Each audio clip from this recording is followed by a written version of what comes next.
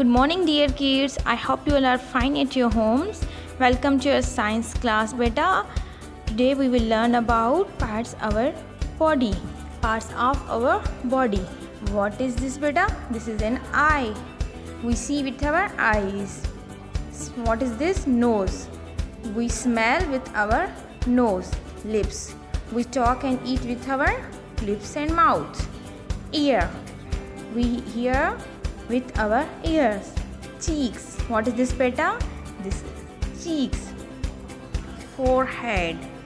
This is a forehead. Hands. We all have hands.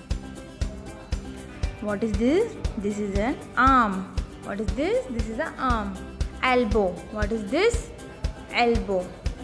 What is this, beta? Foot. This is a foot.